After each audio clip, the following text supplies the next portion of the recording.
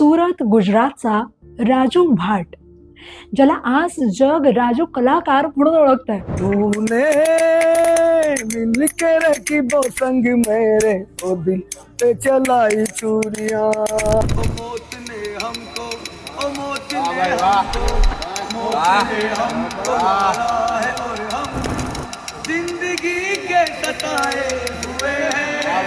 हा एक सामान्य बाहुलीवाला होता, पण नशिबानं त्याच्यासाठी काहीतरी वेगळंच लिहून ठेवलं होतं. तसंच दिल पे चलाई छुरिया हे गाणं गाताना दोन तुटलेल्या दगडांना तालवाद्य म्हणून वापरण्याचा जो व्हिडिओ आहे तो सोशल मीडियावरती इतका व्हायरल झाला की त्यानं 146 मिलियन्स पेक्षा जास्त व्ह्यूज मिळवले. तूने मिल के रखी वो संग मेरे ओ दिल पे चलाई चूड़ियां.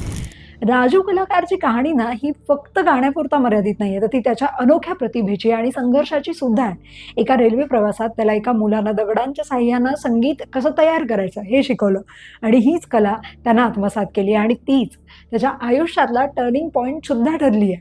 त्याच्या व्हिडिओमध्ये दिसणारा तो भाबडा आणि निरागस स्वभाव सगळ्यांना खूप आवडला. एक अज्ञात बाहुलीवाला अवघ्या काही दिवसात इंटरनेट सेन्सेशन बनलाय.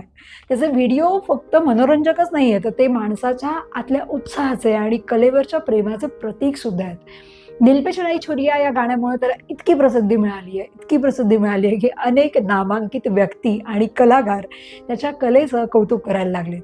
कालच 14 जुलै 2025ला राजू कलाकारच्या आयुष्यातला एक नवीन अध्याय सुरू झालाय. भारताचा प्रसिद्ध गायक सोनू निगम सोबत त्यानं दिल पे चलाई छुरिया या गाण्याचं न्यू व्हर्जन रिलीज केलंय.